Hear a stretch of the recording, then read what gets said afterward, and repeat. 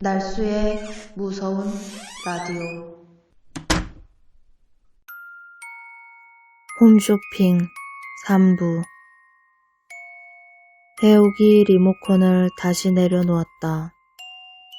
저런 조악한 인형을 루마니아에서 직접 가져왔다는 것도 이해 불가였는데 저주의 인형이라는 이름은 더욱 어이가 없었다.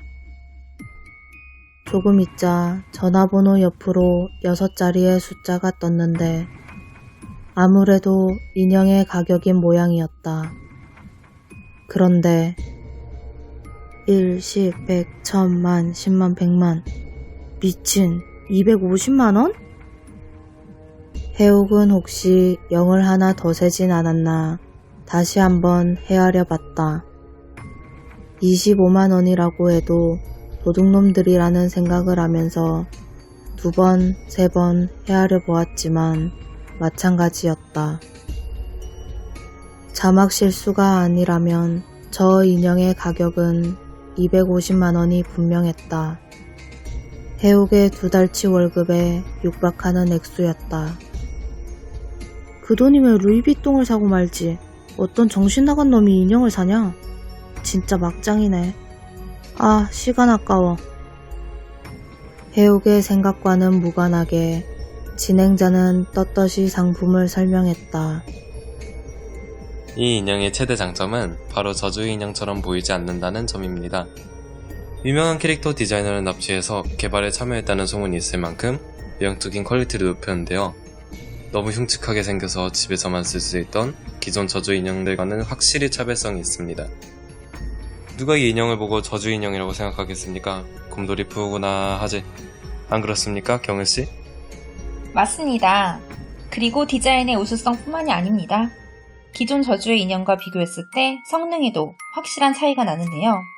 목숨까지 빼앗으려면 워낙 고가이고 그렇다고 싸구려 인형을 사자니 이건 저주인지 축복인지 미미한 효과만 내고 하지만 이 인형은 다릅니다. 가격은 보급형 수준으로 내리고 성능은 거의 최고라고 보시면 되겠습니다. 해옥은 도무지 그들의 말을 이해할 수가 없었다. 인형의 기능적인 측면을 자꾸 강조하는 걸로 보아 아동용은 아닌 듯 했다. 자, 이 놀라운 성능을 한번 보실까요? 벌써부터 주문 전화가 오고 있네요. 잠시 후부터 주문 폭주가 예상되오니 갈등은 안드로메다에 잠시 두셨으면 좋겠습니다. 영호씨, 어서 벗겨볼까요? 남자가 고개를 끄덕이며 탁자 옆에 물건으로 다가갔다. 짜잔하며 천을 벗겨내자 놀랍게도 의자가 하나 나타났다. 정확히는 의자에 사람이 앉아 있다는 것이 놀라웠다. 더 정확히는 그 사람이 재갈을 물고 묶여 있다는 점이 놀라웠다. 이때부터 해옥의 표정이 굳기 시작했다. 기억하신 분이 계실지 모르겠습니다. 바로 24회 때 민폐를 끼쳤던 곽태동 회원입니다. 진행자들은 생글생글 웃고 있었다. 반면 포박당한 남자는 공포와 두려움으로 질려버린 표정이었다. 얼굴 곳곳에 핏자국이 있었고 눈과 뺨에 붓기가 있었으며 옷 여기저기에 흙먼지가 묻어 있었다. 제 발로 걸어온 손님의 모습이 아니었다. 다들 아시겠지만 인형과 대상이 가까울수록 위력이 강해집니다. 이 정도면 지하철에서 서로 마주보는 거리 정도는 될 텐데요. 차근차근 보여드리도록 하겠습니다. 남자 진행자가 4발자국 정도 뒷걸음을 치며 말했다. 그러고는 인형이 있던 선반 밑에 손을 넣어 포스트잇 같은 종이 뭉치를 꺼냈다. 우선 저주가 걸린 종이에 정보를 넣어야겠죠? 아, 안심하세요. 오늘 주문하는 고객님들 전원에게는 저주의 종이 2세트를 무료로 드리고 있습니다. 한 세트에 10장이니까 한동안은 걱정 없겠죠? 신상 정보를 넣으실 때 포인트는 최대한 상세히 기록해야 위력이 강해진다는 점입니다. 그냥 이름만 쓰면 동명이인들 모두에게 저주가 분산되기 때문에 상대적으로 위력이 약하죠. 기왕이면 겹치는 사람이 없도록 이름, 생년월일, 핸드폰 번호, 집 주소 등등 아는 범위 내에서 상세하게 적어주시는 편이 좋습니다. 그리고 남자는 종이에 무언가를 적기 시작했다. 곽태동 010-711 서울시 노원구 상계동 1979년. 자, 이 정도만 적어도 저주가 분산될 일은 없겠죠? 이제 붙이는 일만 남았는데요. 포스트잇처럼 접착 처리가 되어 있으니 그냥 툭 떼서 붙여주시면 됩니다. 여기서 또 루마니아 저주 인형의 장점이 드러나는데요. 남자가 인형의 5단으로 손을 넣었다. 이렇게 남들 눈에 안 띄게 붙일 수가 있습니다. 인형이 옷을 입힌 이유가 이것 때문이거든요. 루마니아 저주 인형은 고객님들의 불편을 최소화하고자 심혈을 기울였다고 하네요. 와, 정말 감쪽 같네요. 누가 저주의 종이를 인형에 붙였다고 생각하겠어요? 여자가 맞장구를 쳤다. 그 순간 옆에 있던 포박당한 남자가 온몸을 흔들면서 발악을 하기 시작했다. 입에서는 칵칵 하는 비명 아닌 비명이 흘러나왔다. 진행자들의 웃는 얼굴은 변함이 없었다. 자, 움직여볼까요? 여자 진행자가 남자 진행자를 향해 말했다. 남자 진행자는 고개를 끄덕이며 인형의 얼굴을 옆으로 돌렸다. 포박된 남자의 얼굴 또한 거의 동시에 돌아갔다. 이번엔 인형의 고개를 반대쪽으로 돌렸다. 포박된 남자의 고개 또한 반대쪽으로 돌아갔다. 해옥의 머릿속에 설마라는 두 글자가 풍선처럼 커지기 시작했다. 남자 진행자가 인형의 머리를 마구 돌렸다. 포박된 남자가 정신없이 머리를 흔들기 시작했다. 반응 속도 보이시죠? 실제와 거의 차이가 나지 않습니다. 게다가 이 위력이 느껴지십니까? 저가의 인형들은 상상도 못할 움직임이죠. 자, 이번엔 못을 박아보겠습니다. 남자 진행자가 눈짓을 하자 여자가 탁자 밑에 손을 넣어 못과 망치를 꺼냈다. 건네면서 여자가 말했다. 저주의 인형 전용 미니 망치와 미니 못입니다. 상품 가격에 10,000원만 추가하시면 직접 보내드리고 있고요. 시중보다 절반 정도 저렴한 가격이니까 필요하신 분들은 함께 주문하셔서 더 큰 할인 혜택 누리시면 어떨까요? 못은 10개 한 세트로 준비했습니다. 남자가 못과 망치를 받았다. 그리고 인형의 어깨 부근에 못을 대고 망치질을 하기 시작했다. 쾅쾅쾅. 소리가 끝나자 포박된 남자의 신음이 이어졌다. 어깨에는 전에 없던 검은 구멍이 하나 보였다. 그 구멍은 금세 빨갛게 물들었고 얼마 안 있어 폭죽 같은 빗물이 뿜어져 나왔다. 해옥의 머릿속에 둥둥 떠있던 풍선이 펑 하고 터지는 순간이었다. 숨을 들이쉬며 양손으로 입을 막는 해옥. 얼굴에는 믿기 힘들다는 표정이 역력했다. 그 사이 남자 진행자는 다음 망치질을 시작했다. 반대편 어깨였다.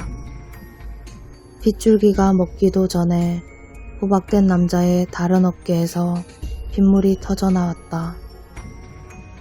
여자는 포박된 남자의 뒤편에 서서 화사한 미소를 띠고 있었다. 망치질은 멈추지 않고 인형의 다리를 향했다. 포박된 남자의 다리에서 분수처럼 피가 솟구쳤다. 해옥은 TV에 시선을 떼지 못한 채 소파를 더듬어 핸드폰을 찾았다. 어찌나 손을 떠는지 핸드폰을 3번이나 떨어뜨린 끝에 겨우 잡아 올릴 수 있었다. 주소록을 열 필요도 없었다. 숫자 3개와 통화 버튼을 누르고 핸드폰을 귀로 가져갔다. 그런데 남자 진행자는 다리를 끝으로 더 이상 망치질을 하지 않았다. 그뿐 아니라 별다른 멘트조차 없었다. 포박된 남자가 신음이라도 내지 않았으면 정지 화면으로 착각할 만큼 적막한 화면이었다. 경찰서죠? 지금... 숨이 덜컥 막혀 말을 멈춘 해옥. 진행자들의 표정에서 웃음기가 사라졌기 때문이었다. 아니, 미간에 주름이 진 것으로 보아 인상을 쓰고 있는 게 분명했다. 시선은 카메라 정면. 해옥과 브라운관을 사이에 두고 눈을 마주치고 있는 셈이었다. 빗물이 튀고 사방에 비명이 울려 펴져도 사람 좋은 인상을 잃지 않았던 진행자들이 급변하자 해옥은 당혹스러웠다. 그것도 하필이면 자신이 신고하는 타이밍에. 네, 죄송해요. 그러니까 생방송인 것 같은데 TV에서 살인이 일어나고 있어요. 아니에요. 홈쇼핑 채널이에요. 네? 제가 처음 신고한 게 중요한가요? 틀어보시면 알 거 아니에요. 몇 번이냐면... 해옥이 말을 멈췄다. 진행자들이 정면을 주시하며 점점 다가오는 탓이었다. 해옥은 이대로 저들이 앞으로 나와 TV를 뚫고 자신의 앞에 설 것만 같았다. 29인치 화면이 본인들의 얼굴로 꽉 차자 진행자들은 멈췄다. 해옥은 어서 신고를 접수하고 TV를 끄는 편이 좋겠다는 생각이 들었다.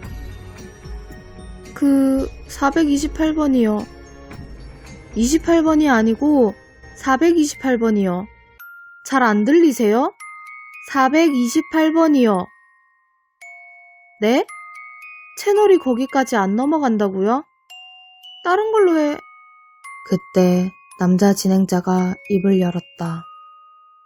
이번에도 감정이 전혀 안 느껴지는 건조한 목소리였다. 깜짝 놀란 해옥이 또 한 번 꿀먹은 벙어리가 되었다. 남자 진행자가 계속해서 말했다. 민폐를 끼친 회원이 나타났군요. 다른 애도 아니고 30회 특집인데 정말 화가 납니다. 서약서를 쓰고 특별 회원제로 운영을 하는데도 불량 회원은 반드시 생기더라고요. 방송은 이쯤에서 마쳐야 할 것 같습니다. 그리고 민폐를 끼친 회원에게 우리의 분노를 보여줘야겠죠? 그러면서 남자와 여자는 탁자 쪽으로 돌아갔다. 여자가 인형을 눕혀 고정시키고 남자는 아까보다 훨씬 강도 높은 망치질을 시작했다. 정확히 인형의 이마 한가운데였다. 네? 지금 엄청난... 해옥이 말을 더듬었다. 호박된 남자의 이마에서 빗줄기가 솟구쳤다. 그리고 길고 긴 절규가 이어졌다. 빗줄기가 약해질수록 남자의 소리도 작아졌다. 여자의 한쪽 뺨으로 반죽처럼 들러붙은 핏덩이가 목덜미로 흘렀다. 소름 끼치는 미소를 짓던 여자가 화면 가까이로 다가오며 말했다. 민폐의 끝은 사망입니다. 여러분이 갖고 계신 서약서에 분명히 적혀 있어요. 자, 그럼 오늘의 민폐 회원 정보를 알려드리겠습니다. 해옥은 핸드폰에서 들려오는 여보세요라는 소리를 전혀 듣지 못했다. 여자의 말이 이어졌다. 서울시 강서구 화곡동 173-46. 해옥의 동공이 팽창했다. 지금 여자가 읊는 주소는 송양빌딩. 해옥이 사는 곳이었다. 302호 장석윤. 해옥이 거친 숨을 뱉어냈다. 100m 달리기를 한 것처럼 호흡이 가빴다. 해옥의 집은 302호, 302호는 바로 옆집이었다. 회원 여러분 모두 협조하셔서 빠른 시일 안에 방송이 재개되길 영원합니다. 오늘 상품 저주의 인형은 현지 시간까지 주문한 고객에 한해 보내드리도록 하겠습니다. 감사합니다. 여자와 남자가 꾸벅 인사를 하자 서서히 화면이 어두워졌다. 잠시 후 소음과 함께 늘 그랬듯 흑백 화면으로 돌아갔다. 핸드폰 액정 위로 통화 종료 문구가 네온 사인처럼 껌뻑이고 있었다.